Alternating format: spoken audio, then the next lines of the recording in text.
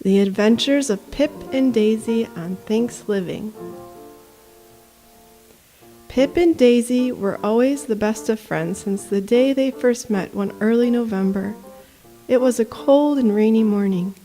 Daisy was bored like any other 8-year-old child would be if they were stuck inside all day. She stared out the window, wishing she could play outside. As she sat there staring, she heard a little squeaky sound. Pip! She looked around her but saw nothing out of the ordinary. And then again, a little squeak.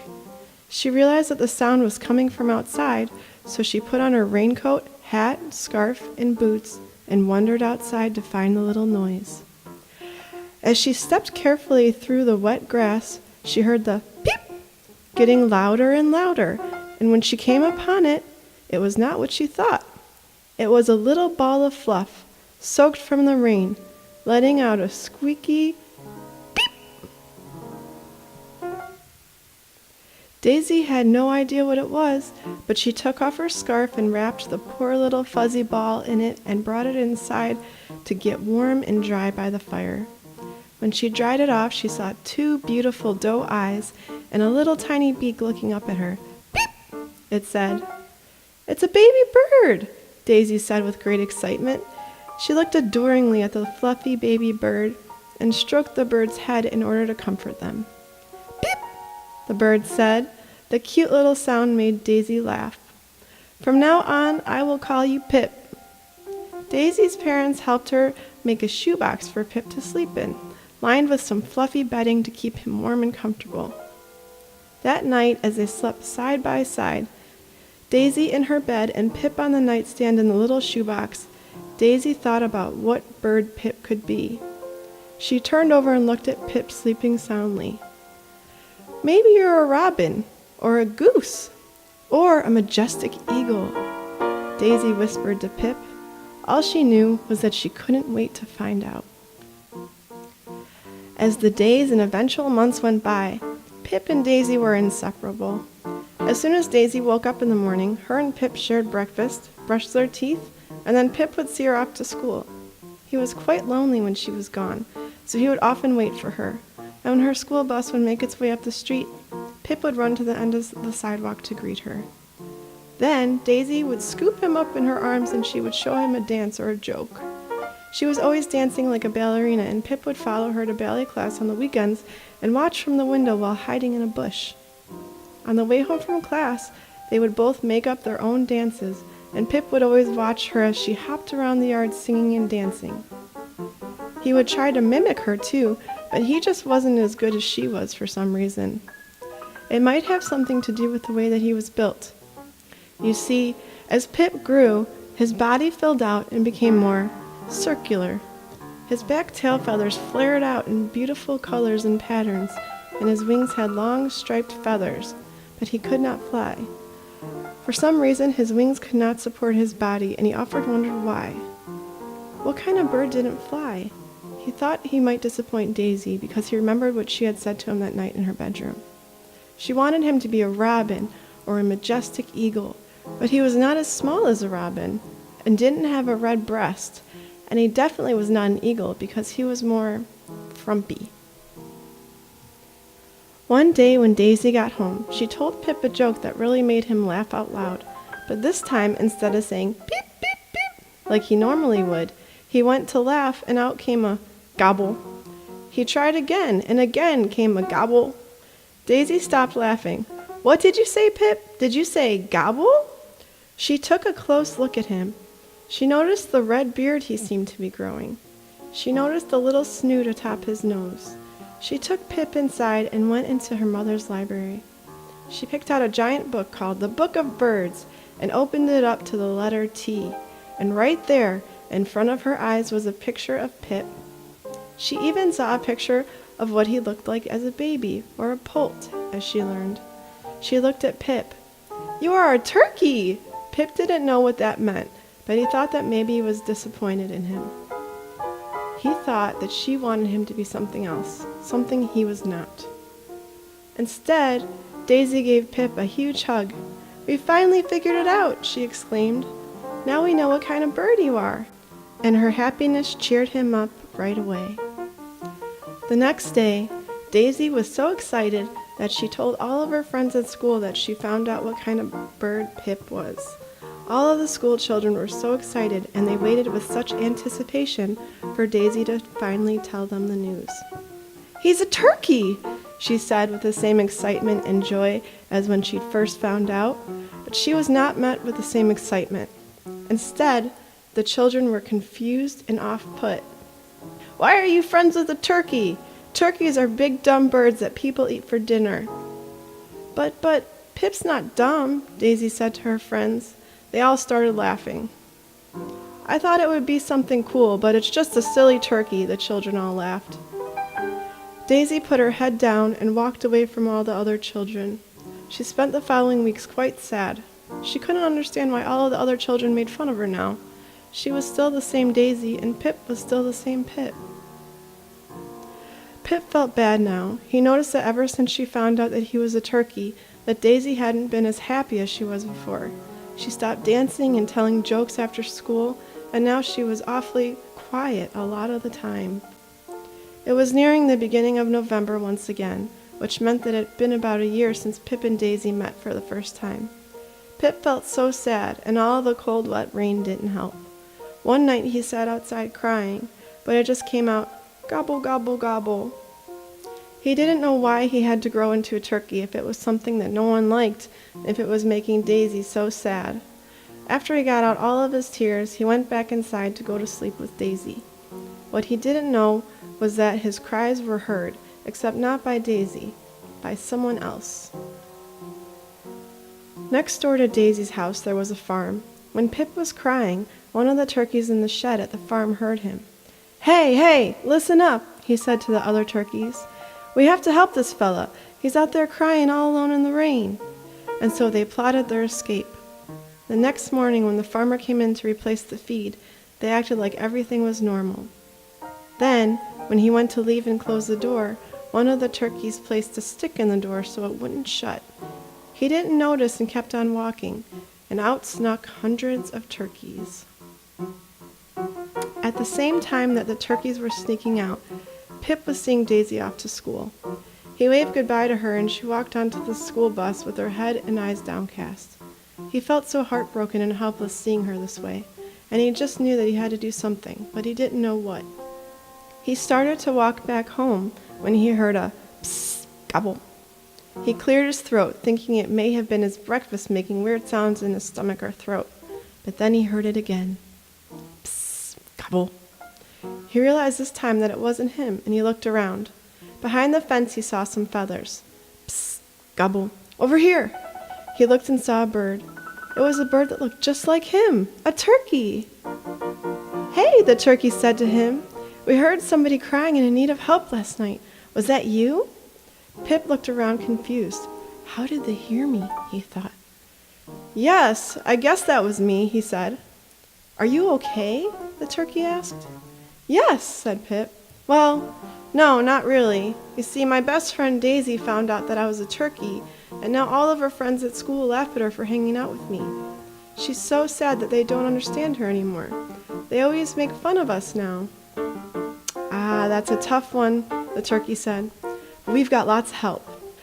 The turkey spread his wings to show Pip what was behind the rest of the fence. Pip took a look and saw hundreds of turkeys all standing there, escaped from the shed of the farm. Pip could not believe his eyes. Hundreds of other birds just like him. For a long time he felt like the only turkey in this world, but little did he know there were hundreds of others just like him right next door. He was amazed at the sight of all of them. He finally felt like he belonged somewhere in the world. He spent the entire day with the turkeys, coming up with a plan to help Daisy. He was so focused on Daisy that he didn't even stop to realize how happy he was to be with other birds just like him, who understood him and what he was going through with Daisy. He didn't understand why the school children were making fun of them, but the other turkeys commiserated with Pip, and they were all so helpful. They spent the entire day brainstorming and finally hatched a plan that would be ready by the time that Daisy got home from school. When it came time to wait for the school bus, Pip felt very anxious and nervous. All of their hard work was finally coming to a pinnacle. He stood there alone, like he'd always done, watching all the cars go by, waiting for the first sign of the big yellow bus. He was shaking and breathing very rapidly. Time seemed to move so slowly, and it felt like there were so many cars today as he watched every single one go by, disappointed that it wasn't Daisy. Finally, he looked up and saw a yellow color. He let out a quick gobble, gobble, gobble, just like the turkeys had planned. All of the turkeys were waiting behind the fence with great anticipation. They were ready. The school bus pulled up to the sidewalk and opened its doors. Daisy walked off slouching and sad, as she had been lately. Pip looked at her excited, and he was moving around anxiously. "What is it, Pip?" Daisy asked, but just as she asked, the bus was stormed by hundreds of turkeys. They all stood in several rings of circles all around the bus, and Pip stood right in the front. He said, 1, 2, 3, and right after he said 3, all of the turkeys, led by Pip, began to do an amazing act. Daisy recognized the dance right away. It was one that she had been practicing in front of Pip for a while now for ballet class, trying to get it just right. She couldn't believe her eyes. Hundreds of turkeys puffed out their feathers and spread their wings gracefully around from side to side in circular motions. Their fanned-out tail feathers swayed in unison like trees in a breeze. Daisy forgot all about all of the other children on the bus, and her eyes were focused on Pip and how amazing he looked. She was so proud of Pip and all of his talented friends. The turkeys gleamed in the sun, and they all looked so beautiful. The colors of the birds were brighter than they've ever been. Daisy didn't even stop to see the looks on the faces of all the other school children on the bus as they watched in awe. When the turkeys finished their ballet dance, all of the children and the driver started clapping. The bus drove away with every eye on Pip. Daisy picked him up and hugged him tightly, smiling. "I love you, Pip. I'm so glad that you turned out to be a turkey." Pip felt warm and fuzzy inside as they hugged. For the first time in his entire life, he felt graceful and majestic, just like he'd always dreamed about. All of their work had paid off. It was an amazing feeling. All until the farmer showed up. "What in the world is going on here?" the farmer yelled. "I want all my turkeys back in the shed. This one too," he said, pointing to Pip. "No, you can't," yelled Daisy. "That's Pip. He's my best friend." "I don't care what it is. If it's a turkey, it's mine." And so the farmer and some of his other friends picked up all the turkeys by their legs, one by one, until they were all back in the shed, Pip included. Daisy could not believe it. Pip was gone. She spent the entire night crying and was inconsolable. The next day she went to school, and all the children heard what happened with the turkey ballet dance. They were so excited to talk to Daisy and find out more about Pip, but when they saw the look on Daisy's face and the tears in her eyes, they were confused. "What's the matter, Daisy? You have the coolest best friend in the world." "No, I don't," Daisy said.